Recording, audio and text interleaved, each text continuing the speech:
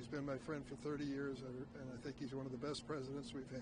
Yes. Do you speak to the significance of the president that was trying to say just ahead of the historic moment that will take place next week? You have a chance to speak. Sure. Go ahead. Well, I can just say the significance of today is really a part of, how important it is to tell our history, the honest history of our country, the struggles that we still are fighting through. Obviously, with the murder of Sonia Massey, we can still see in the community of Springfield we have work to do.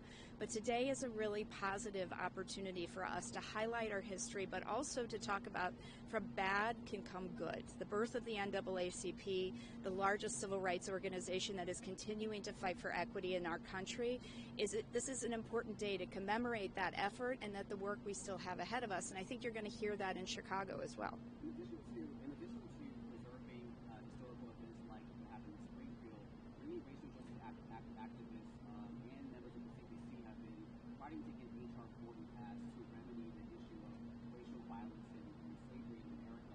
What will it take to finally pass H.R. 40 in Congress?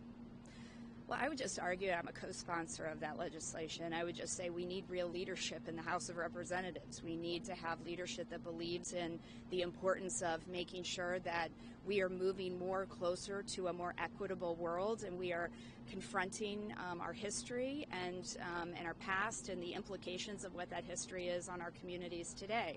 So I would say we need leadership that understands the importance of addressing those issues. Why do you think there was so much resistance to getting this done? As you said, it's a multi-year effort. What does that Want to say? speak to that?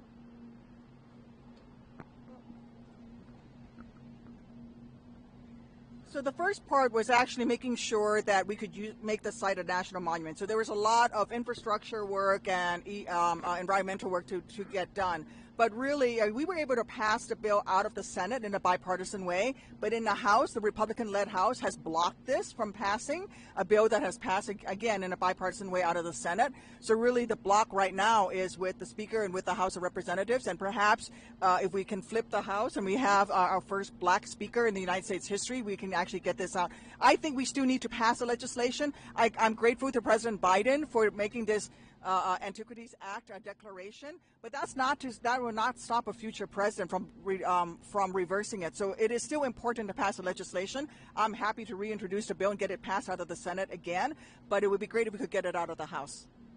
Thanks, everybody. Really quickly, while we still have President Biden in office, he's got several months left to go.